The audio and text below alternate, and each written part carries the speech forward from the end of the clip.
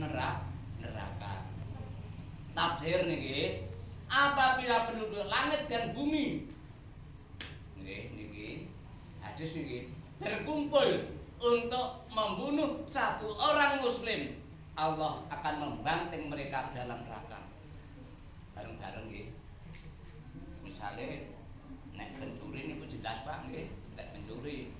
Nah niku orang yang belum jelas dicurigai, diprasangkai buruk, kemudian orang bisa mengumpul sehingga dia itu mati dengan bunuhan dia itu. Masya Allah, Allah akan membanting dalam neraka orang-orang yang penduduk bumi dan penduduk langit akan dibanting oleh Allah Subhanahu wa taala. Nek dhek niku jelas orang yang jahat, pencuri nggih. Kados kapan niku kapan agama niku telu dibakar. Nggih, Pak Sur nggih. Telu niku dibakar. Biyen apa iki? Iya. Oh iya. Masalah ning kula ndelok mboten tegel, Pak. Jadi 3 niku nggih. Nggih. Seperti Raman, motor, kemudian pun tiang bentuk bertewingking niku. Lajeng numpak praune Mbah Gamo niku disuarani maluin, ngoten langsung njabaki anjir teng lepet. Nglangi teng etan katen. Nah etan lepet niku pas kathah tiyang ndegahe niku, enten ndegahe nggih, dhewe ndelik niku Pak. Akhire kecekel terus dibeto mulih teng lepet niku dibakar timbul teng babakan. Niku nego niku. Nek biyen ya wis ya Pak, saiki boleh. Berkepanjangan saya. Hati-hati sampean. Kemudian hadis Rasulullah di yaumul kiamat kelak yang dibunuh memegang kepala pembunuh dan berkata, "Ya Allah, tanyalah orang ini kenapa ia membunuhku." Di yaumul kiamat. Jadi sing bunuh niku kalau memang itu salah, yang dibunuh itu nanti di yaumul kiamat itu megang.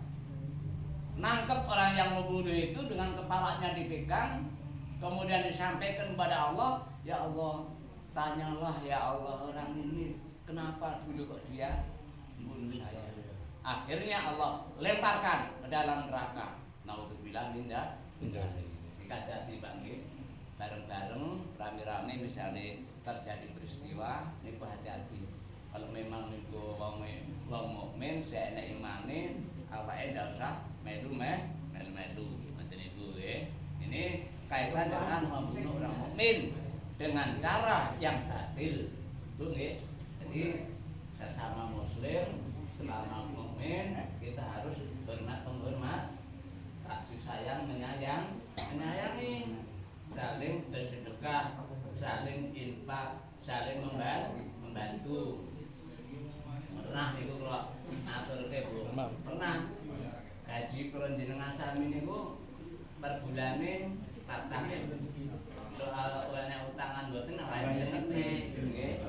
Masuk teng mriki. Kan 2,5%. Kula fotone masuk teng mriki kula geser iki. Ketok tangan kula ngoten ketok. Oh, niki ketokne. Yatim piatu nggih, janda dan sebagainya. Ini usahakan. Kemudian waktu yang afdol itu di bulan suci Ramadan menjelang lebaran. Tolong Pak niku Pak. Bismillah. Jadi penghasilan kula jenengan sami kumpulkan 1 tahun 2,5%-nya berapa kasihkan pada yatim, miskin, janda, lansia dan sebagainya. Tiap bulan mungkin pinten 4.000 niku 2,5% pinten 1.000 nggih. Nggih, niku ya tanggung lah. Nggih dikumpulke dalam 1 tahun. Niku kita usahakan. Itu yang kedua. Kemudian yang ketiga, sombong dan congkak. Ini juga oleh Allah Subhanahu wa taala diancam dengan neraka. Alaisa fi jahannama maswan lil mutakabirin. Nggih. Bukankah neraka jahanam itu tempat tinggal bagi orang-orang yang menyombongkan diri? Baik sombong kaitan dengan harta benda, sombong kaitannya dengan kedudukan, sombong kaitan dengan pakaian. Ini juga termasuk sombong ini. Nggih. Tolong hindari kesombongan. Kemudian jamaah sekalian, hadis Anas, Rasulullah bersabda, orang yang sombong akan dikumpulkan di hari kiamat seperti semut kecil, nggih, berbentuk manusia penuh dengan kehinaan. Nih, orang-orang yang sombong di dunia di yaumul kiamat kelak biasanya diumpamake dirubah menjadi semut yang berupa manusia dan diinjak-injak pada waktu itu di hari yaumul kiamat. Jadi orang sombong. Kan 3 udah yang 1. Kemudian Abu Hurairah kaitan dengan sombong Pak Bu ini Cat pewarna bukan? kebesaran Cat adalah pewarna selendangku. bukan ini. Ini hadis ini. Ya pewarna itu. Keagungan adalah sarungku. Barang siapa yang mengenakan salah satunya akan ku masukkan ke dalam neraka. Ini hadis ini. Jadi kebesaran itu istilahnya, istilahnya maksudnya selendang. Selendang pun Allah SWT. Keagungan atau kemuliaan itu istilahnya sarungnya Allah SWT. Barang siapa yang mengenakan salah satunya, Allah akan masukkan ke dalam neraka. Naudzubillah min dzalik. Ini kaitan dengan sombong. Tolong Pak usahakan. Jadi seakan-akan menjenengan sampai itu misalnya sugih. Kaya ini ku ora rumah sampai aja nggih. Jenengan kula jenengan misalnya pensiunan guru seakan-akan tidak rumah sampai gitu. Jadi kalau terlalu ada tangga apa dan sebagainya itu justru kita malah merendahkan diri. Jadi maksud ngoten niku, nggih. Kemudian yang keempat niki bunuh diri. Pak, ini akan diancam juga neraka. Bunuh diri. Niki An-Nisa wala taqtulu anfusakum innallaha kana bikum rahiman. Dan janganlah kamu membunuh dirimu, sesungguhnya Allah Maha Penyayang kepadamu. Hadis begini, barang siapa yang membunuh dirinya dengan menggunakan suatu, ia akan disiksa pada hari kiamat dengan sesuatu itu. Nah, ini akan disiksa di yaumul kiamat. Contohnya, kalau jenengan sami bunuh diri ngangge besi dipukulkan ke diri, itu nanti di yaumul kiamat besi itu akan kita pegang terus seperti yang dilakukan di dunia. Contohnya racun misalnya, terus megang racun terus di yaumul kiamat, minum, mati, minum, mati, okay? Minum, maut, terus gitu aja. Umpamanya jatuh dari gunung atau dari kelapa misalnya, itu nanti juga perbuatan yaumul kiamat seperti itu. Pisau, kakak pisau namanya. Terus seperti ini di yaumul kiamat, yaitu orang-orang yang bunuh diri. Kalau misalkan nek uang ini pun jubek, ini pun laturke, kita mengambil air wudhu kemudian sholat. Mang pikiran manusia itu macam-macam bu kehidupan itu nggih. Suami ini selingkuh, senang lho nggih awak kan mboten ta. Anake wingi pas duit nggih ceklane. Nggih, setan kepeng nggih. Wah, keluarganya itu macam-macam rekasane. Karena ndak kuat akhirnya bunuh diri mendat misalnya. Itu nanti perbuatannya ya seperti itu. Dia belum kiamat. Naudzubillah min dzalik. Tolong hindari. Kalau misalnya kita seperti itu, butuh kita sholat kepada Allah Subhanahu Wa Taala. Mohon kepada Allah Subhanahu Wa Taala. Karena nafsu itu adalah otaknya setan. Nafsu itu adalah perbuatan setan. Nah, itu. Yang kelima, makan minum dari bejana emas dan perak, Pak. Ini juga akan diancam oleh Allah dalam neraka. Hadisipun Ummu Salamah, orang yang minum dari bejana atau gelas yang terbuat dari emas dan perak, maka mereka jahanam Neraka jahanam akan menyala-nyala di dalam perutnya. Niku mboten warung. Gelas nggih, piring nggih, mangkok niku yang terdiri dari emas atau perak. Niku mboten pun larang-larang, Pak. Kalau terpaksa panjenengan sami sampai makan menggunakan itu, api neraka nanti akan menyala-nyala dalam perut panjenengan. Naudzubillah min dzalik. Hadis Abu Musa, Rasulullah bersabda, emas dan sutra diperbolehkan untuk perempuan dan dilarang untuk lelakinya.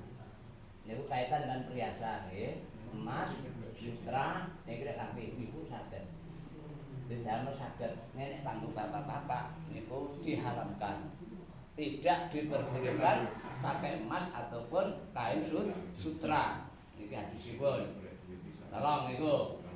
Yang keenam, pencandu minuman keras. Pencandu minuman keras.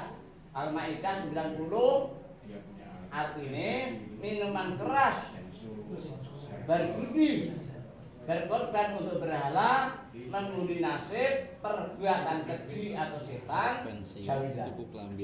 Jauhilah. Hukumnya haram. Pemain lama kan nyanyikan itu nggih. Saya teringat Jauhi nggih. Hadis Ibnu Umar ada 3 golongan.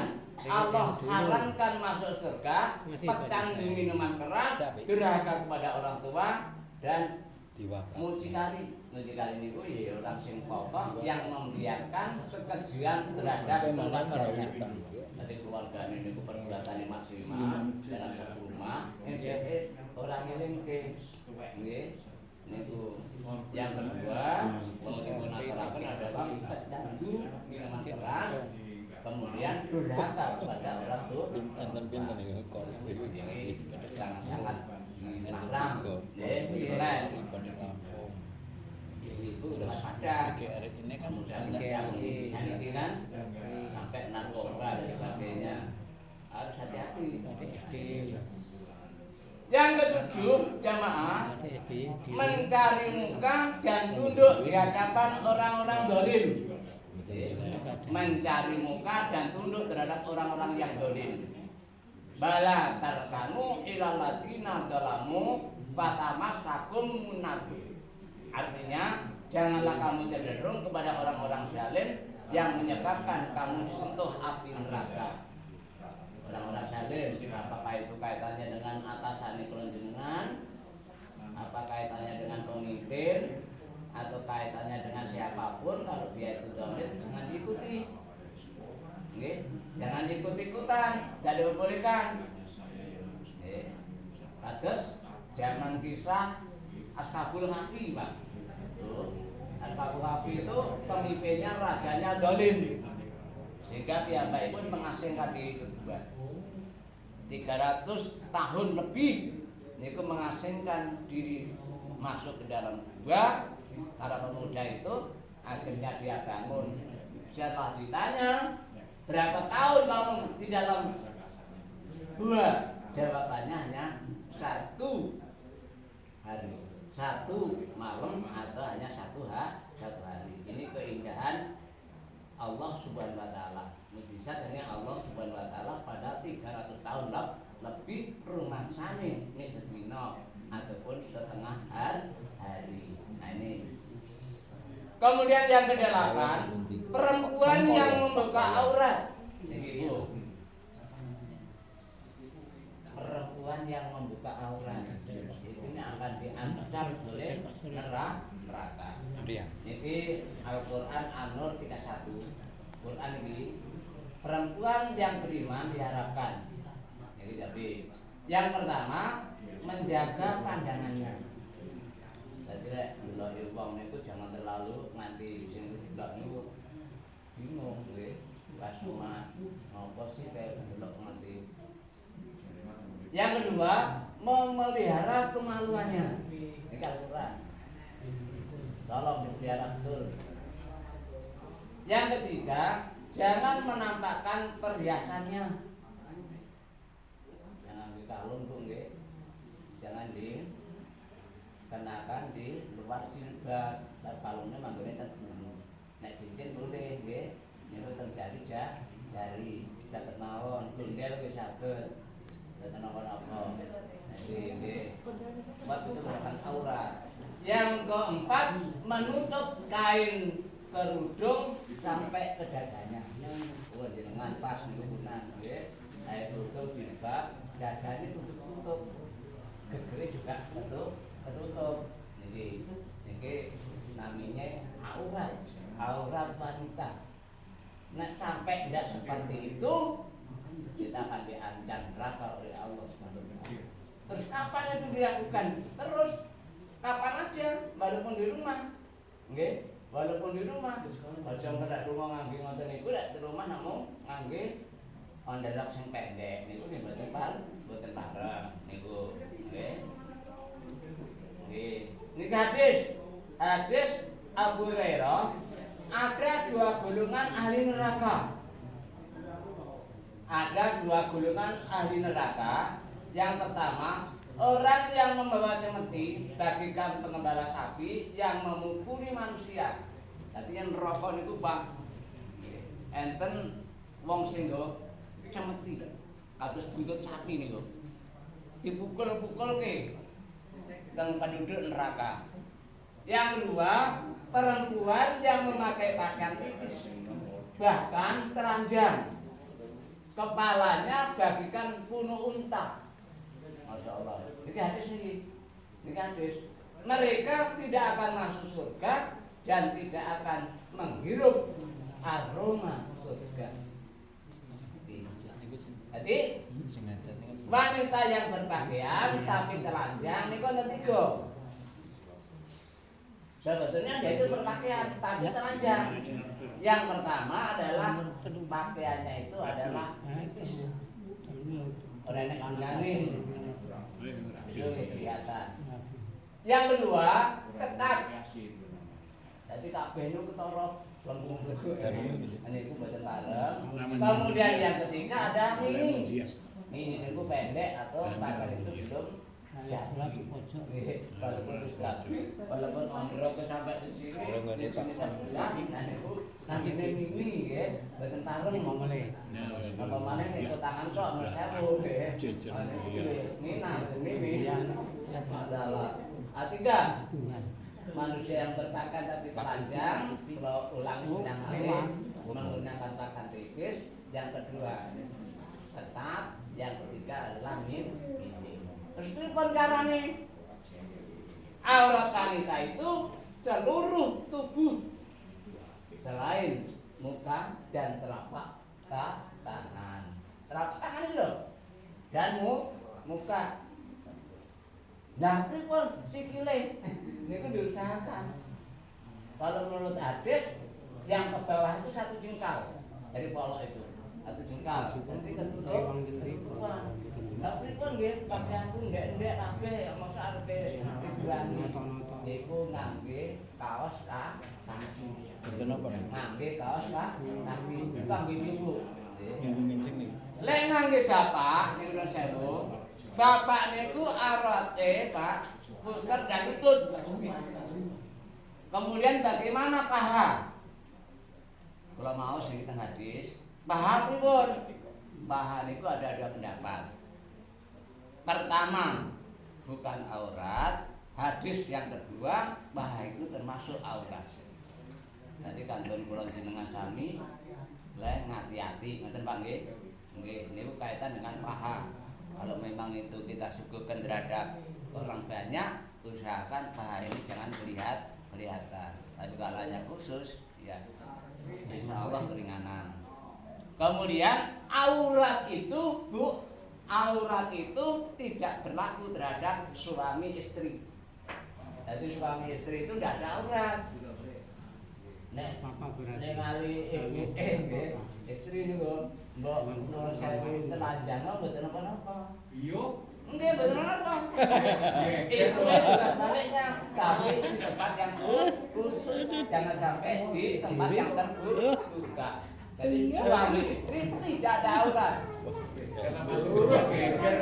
Nggih, tidak ada aurat.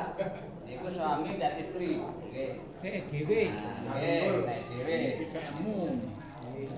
Selajengipun nomor 9, memakan harta dengan cara yang batil itu juga akan diancam neraka, Pak. Hadis Hurairah, jauhilah 7 dosa besar.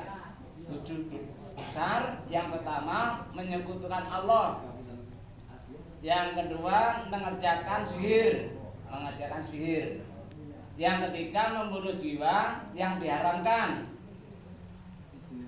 yang keempat memakan barang riba, yang kelima makan harta yatim, yang keenam lari dari medan perang, kemudian yang ketujuh menuduh berzina terhadap perempuan muslim atau perempuan yang baik-baik. 7 ini diharamkan.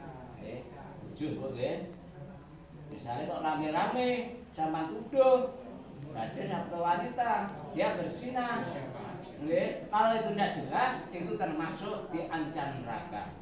Tapi kalau itu benar, ada saksinya, monggo, monggo. Terhadap orang yang berutang dalam kesulitan, maka berilah tenggang waktu sampai ia memperolehnya ke lapangan, dan jika kamu menyedekahkan itu lebih baik bagimu. Wong urip niku mboten lepas utang piung utang nggih. Dipandang kaya aja kaya nang TV iki kok. Teko bedon ora iso kudu dibayar saiki. Nek ora iso kowe metu saka omah kene. Nggih. Termasuk kula jenengan kaitan dengan utang-utang, nek sing utang panjenengan iku wonge lemah, ora duwe apa-apa, anake akeh, namun cukupan mangan petok niku dibayar. Kalau memang dereng nek misalnya sampean buka nih nggak usah bayar, itu lebih baik.